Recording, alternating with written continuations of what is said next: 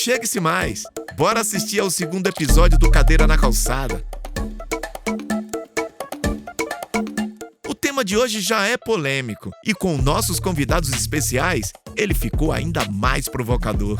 A pastora Jaque Chanel, fundadora da primeira igreja trans do Brasil e defensora do evangelho inclusivo, encontra com o pastor Berloffa, antifundamentalista, teólogo e escritor, para um bate-papo raro e inspirador.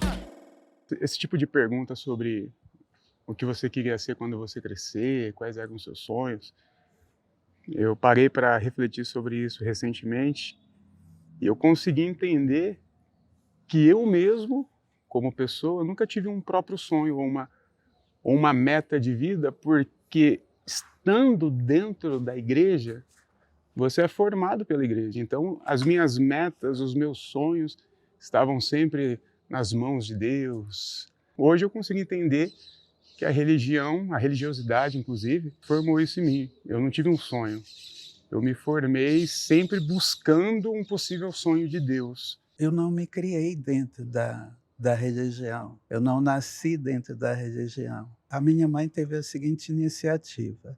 Ela pensou que me colocando dentro de uma igreja, dentro da religião, que eu seria curada. Ela tentou me colocar num abrigo de crianças, que eu fiz o maior escândalo, porque as crianças estavam todas sentadas assim, atrás de uma grade, e aquilo para mim era tenebroso. E ela me lembra que ela disse assim: se você não mudar, eu vou voltar aqui e vou deixar você aqui. Acho que nessa época eu tinha uns 6 para 7 anos, mais ou menos. Né? Isso é muito cruel na vida de uma criança.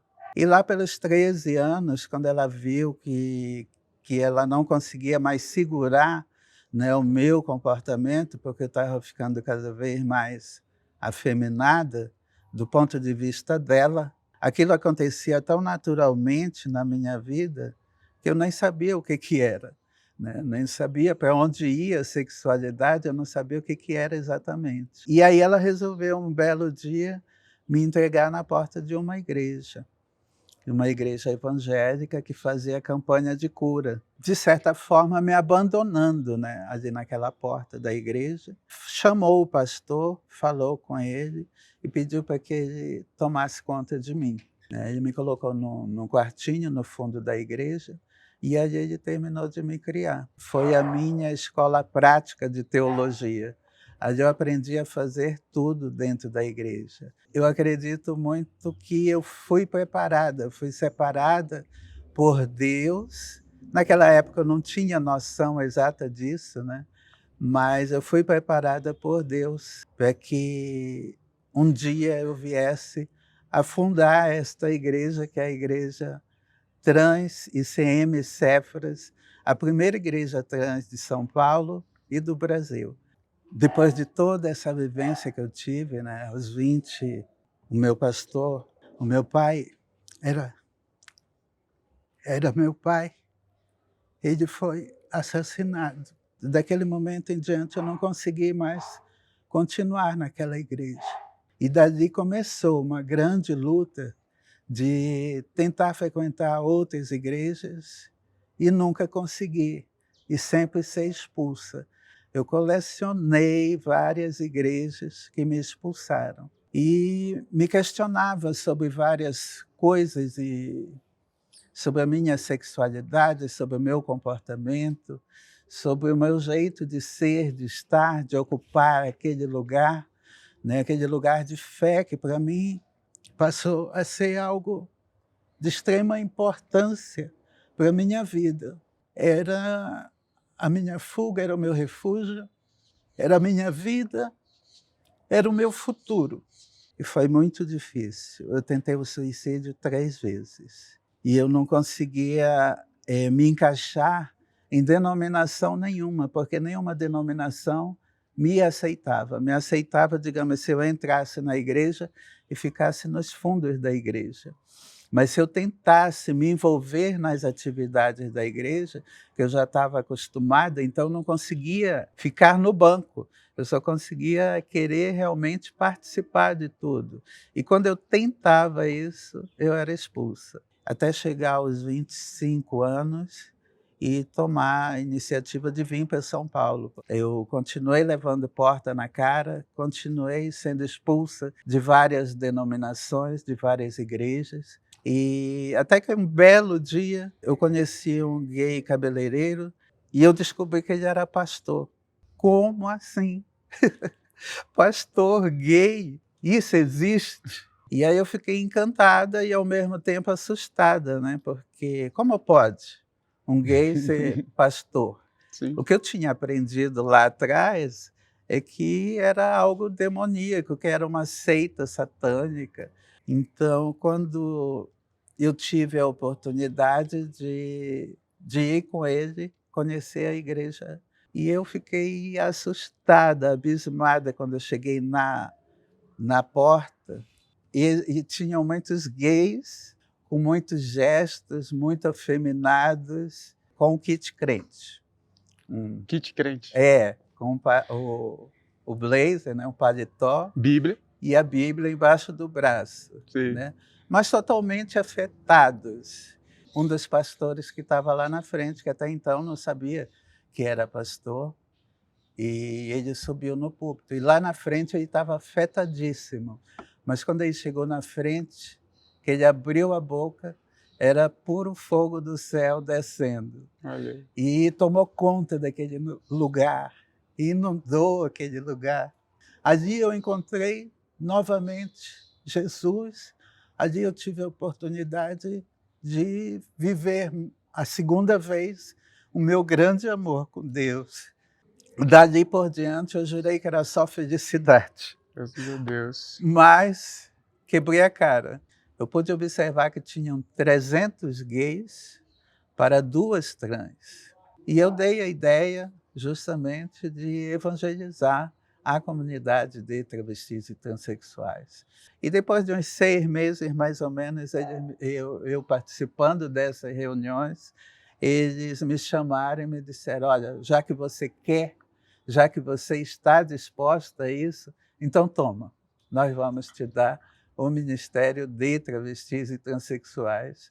E o trabalho começou a se destacar, né, do momento em que começou a ter uma frequência de 200 meninas. Até eu ter a oportunidade de encontrar a reverenda Alexia, que me convidou para a ICM, para dar continuidade nesse trabalho dentro da ICM, onde eu fui muito feliz. Encontrei meu terceiro amor por Deus, passei a viver o terceiro amor. Pode isso? Claro que pode. Quarto, quinto, Terceiro sexto. amor em Deus. Eu demorei muito tempo, Jaque, para descobrir que a igreja não era inclusiva.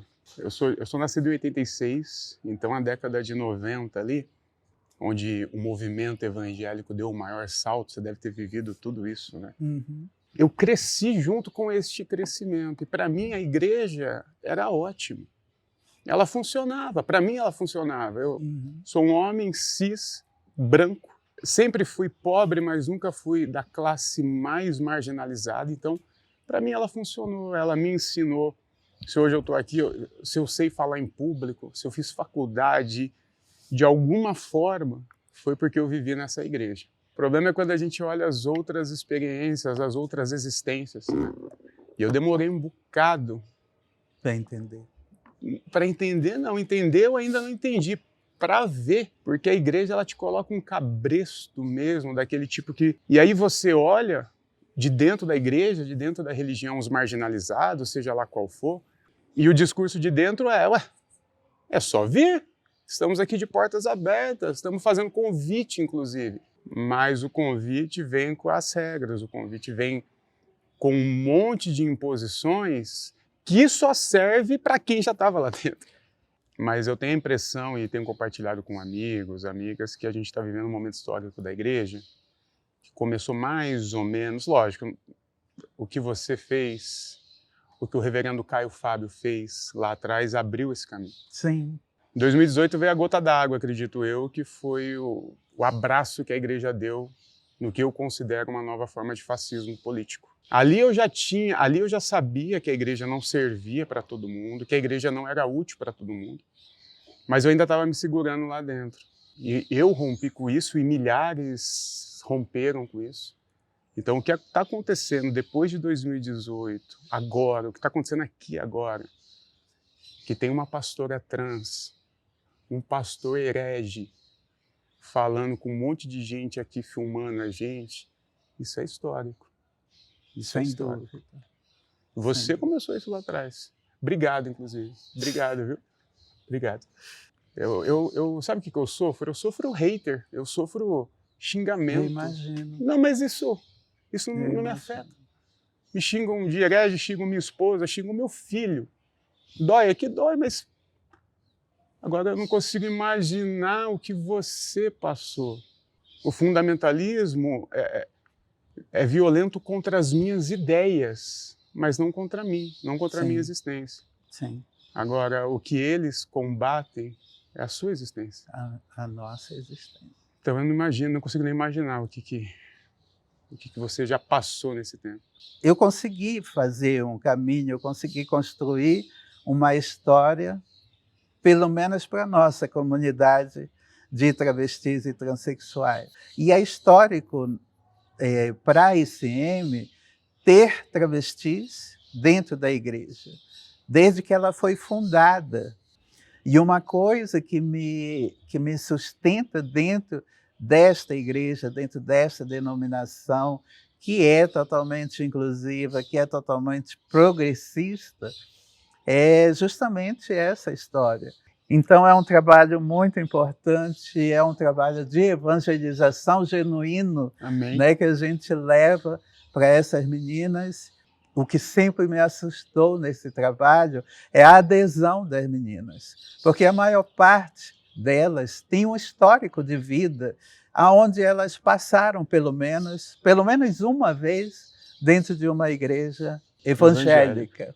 Então isso facilita muito o meu trabalho, muito embora tenham sido expulsas ou algo do tipo, ou demonizadas pela própria família que as colocou fora de casa. E esse histórico facilita com que eu chegue e tenha bastante adesão do Evangelho sendo apresentado para elas, porque, na realidade, já não é o primeiro contato delas com o Evangelho. É o primeiro contato com o Evangelho inclusivo, né? Mas não é o primeiro contato de fato.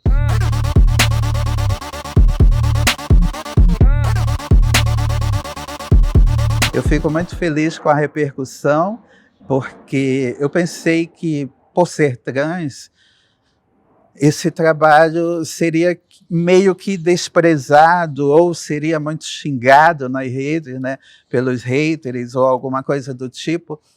Mas, graças a Deus, a gente tem tido um retorno maravilhoso. Eu tenho 58 anos, então, para mim, é algo novo e assustador, né, às vezes, porque esse tal engajamento que é muito indispensável para esse trabalho e, ao mesmo tempo, é muito gratificante porque você está evangelizando, né, de certa forma, você está passando a sua mensagem. A rede social, a internet, é uma forma de democratizar as narrativas, né? Sim. Eu não teria espaço para falar o que eu falo em qualquer outro lugar que não seja um espaço criado por mim, mim, entre aspas, né? Porque se o Zuckerberg quiser derrubar minha conta no Instagram, acabou também. Sim. Mas, entre aspas, é meu, né? Entre aspas, é democrático. E eu me lembro, em 2018, e eu estava dentro de uma igreja que não se posicionou, que já foi ruim demais para mim, porque quem não se posiciona, para mim, já está posicionado, né? E aquilo acontecendo, aquela pressão, eu era um pastor da igreja, então aquela pressão de, olha, não fala isso, não fala aquilo. E um dia eu fiz um post no Facebook, num dos milhares de grupos que surgiu em 2018, com os nomes tipo evangélicos contra o fascismo, evangélicos contra... Num desses grupos, um dia eu comecei a ler os depoimentos ali, e era só depoimento do nível, fui expulso da minha igreja, o diácono da minha igreja está me ameaçando de morte, não era para mim estar rindo, mas não é para diácono estar ameaçando os outros de morte por causa de política, então hoje eu dou risada de um fato extremamente dramático na época, e diante disso eu fiz um post naquele grupo, que eu lembro do começo, que era assim, ó, sou pastor evangélico ordenado, dei até uma carteirada, ordenado e sou a favor de. Aí comecei, políticas pró-aborto, descriminalização, e fui. E esse post mudou, porque foi aonde meio que descobriram, né, que havia pastores posicionados. E foi ali que meu Facebook deu um primeiro engajamento. E a partir dali eu comecei a trabalhar nas redes sociais, rompi com aquela antiga igreja, saí, tudo bem, e comecei um trabalho hoje. Então hoje a rede social, para mim, ela é uma ferramenta democrática que dá espaço para a gente falar o que quer. Eu fico honrado porque o que está ganhando relevância não sou eu ou a minha figura, é o discurso, é a causa. E se hoje a gente tem figuras como o pastor Henrique Vieira, que é um pastor progressista, posicionado, de uma teologia afirmativa, que deve estar lá com 500 mil no Instagram, que conseguiu se eleger deputado, é óbvio, por causa da ciência. Isso é uma vitória para a gente. Ao lado de Erika Hilton. Exatamente. Então, para mim... É impossível de você não participar, de você não estar dentro. Para mim, a rede social ela é história. Importantíssima, ela é revolucionária, e é com ela que a gente vai conseguir fazer. Já estamos fazendo história, na minha opinião. Tem os haters, tem. Eu amo hater. Hater dá engajamento. Eles falam coisas criativas sobre você que você nunca imaginou. E os meus maiores virais em rede social foi quando o hater tentou fazer uma coisa. Vamos lá dar uma surra de Bíblia nesse pastor que é herege. 5 mil no Instagram. Então, assim, sabendo administrar, você consegue até usar isso ao seu favor. Eu acho.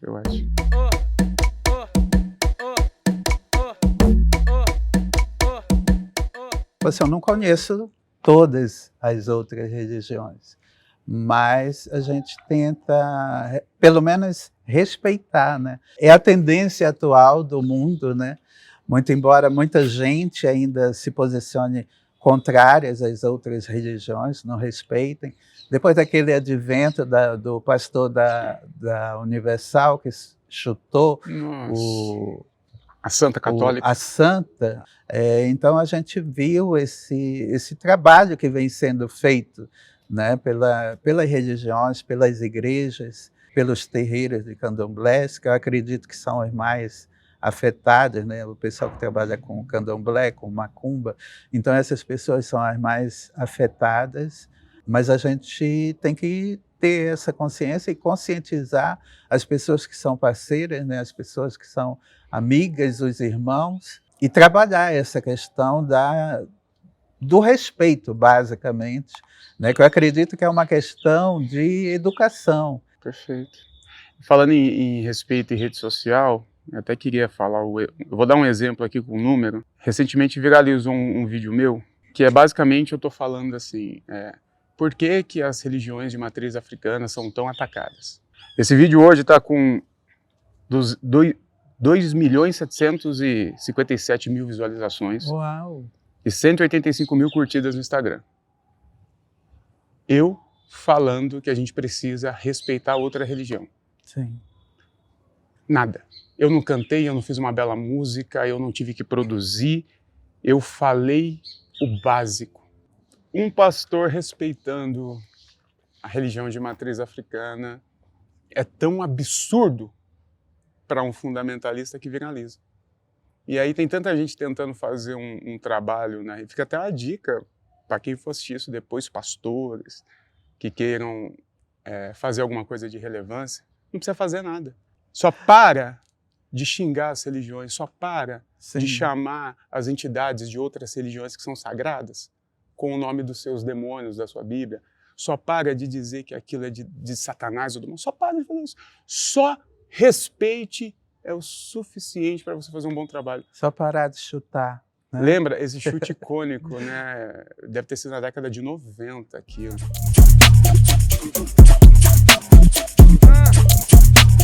É muito interessante você falar, mas sem cada um puxando a sardinha para o seu lado ao mesmo tempo. Aí pode se construir um diálogo a respeito de todos os temas, inclusive esses, né? Religião, futebol. Futebol comigo, não. Só se for outro tema. Sobre religião vai legal. Política também.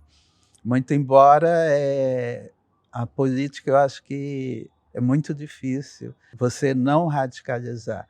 porque o quadro exige isso, né, que você radicalize. A partir do momento que você vai se posicionar, então tem que radicalizar mesmo, e não tem como. Mas eu ainda prefiro falar sobre religião. Eu ainda prefiro falar sobre um Jesus, principalmente isso, um Jesus que trabalha o social dessa sociedade. Política, religião e futebol. Se isso não se discute, né? A gente acabou de sair de uma Copa do Mundo, seguido de eleição, com a religião dominando, inclusive, tudo isso, né? Então a terapia tem que estar em dia para todo mundo aí, viu? Porque se isso não se discute, são as 3 coisas, acho que mais afetam o brasileiro. Agora, na minha opinião, essas coisas precisavam ser separadas. Futebol é uma paixão. Futebol se discute, na minha opinião, discute. Afinal, é só uma paixão. Política se discute, deve se discutir. E não deveria ser uma paixão. Deveria ser uma causa de você olhar, identificar a política pública e escolher o que é melhor. O problema é que a gente trata política como futebol. Então, se eu sou, sei lá, corintiano e o Corinthians perde, eu não estou nem aí. É culpa do juiz, é culpa de não sei o quê. E a gente faz isso com o político. A ponto de ter político com políticas públicas, necropolíticas, matando à vontade, e ainda tem gente apoiando. Porque Sim, trata a política igual futebol. Agora, a religião realmente não se discute. Na minha opinião, religião se vive, quem quer vivê-la, e respeita as outras apenas. Eu não discuto, eu converso. Eu converso com qualquer pessoa sobre qualquer religião. Discutir no sentido de, não, mas olha só o meu ponto, olha só como a minha... Não faz sentido para mim, porque religião não é algo que você que nasce na sua mente, é algo que você se identifica, né? É algo mais forte, né? Então esse Muito mais convencimento, forte. né? Esse proselitismo de vai na minha igreja, isso para mim é tão babaca, não faz o menor sentido.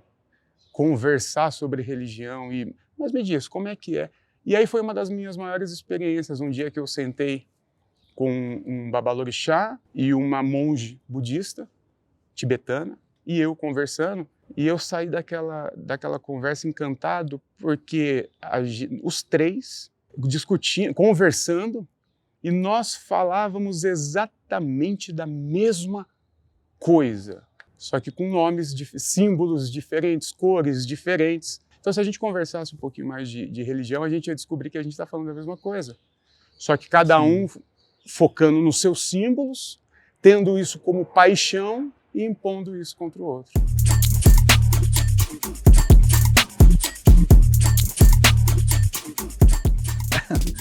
Então, se eu tivesse de me encontrar com aquela pessoa lá dos 13 anos, que foi colocada na porta da igreja, eu diria que tudo valeu a pena. Muito embora eu tenha sofrido muito embora muita dor nesse caminho, mas valeu a pena.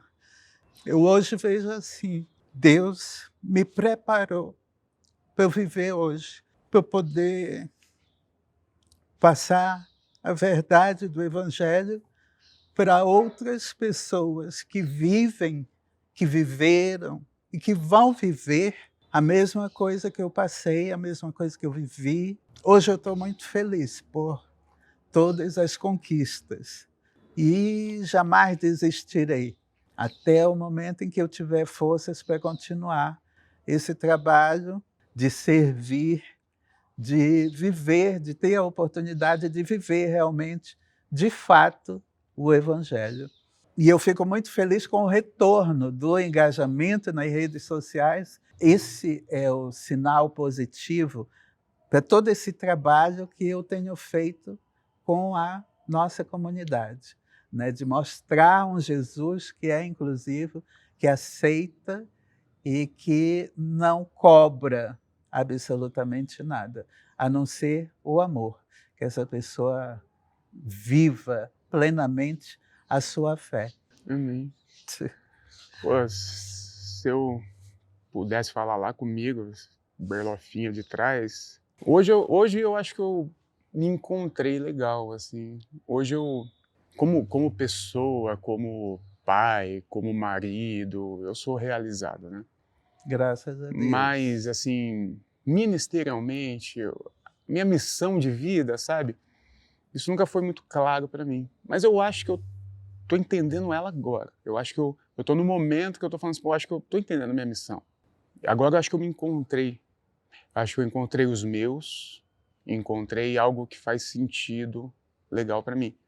E eu tô na igreja desde que eu nasci. Então, se eu pudesse falar alguma coisa, uma coisa só, eu diria para mim, calma, lá para os 37 anos você vai se encontrar, foca um pouquinho mais, que eu sou muito... para amanhã eu querer ser piloto de helicóptero não custa nada. Foca, porque você vai se encontrar, continue dentro da igreja, até os momentos que eu rompi, falei, essa tá merda. Não, continue lá, porque é de lá que você vai conseguir fazer alguma coisa. Sim. Que lá pelos 37 anos você vai começar a se encontrar e aí você vai se sentir parte e até mesmo, se não for muita prepotência, representante de algo grande. Estou me encontrando. Você está muito mais resolvido, muito mais bem resolvido do que você imagina. Ah, eu vendo essa ideia? Eu estou vendo. Você dizem pode não que quando você vende uma ideia com convicção, mesmo que você tenha dúvidas disso, você vende bem, né? Pois é. Pois eu não tenho dúvidas. Não é que você está vendendo. Eu digo, eu te vejo dessa forma. Obrigado. Entendeu? Obrigado.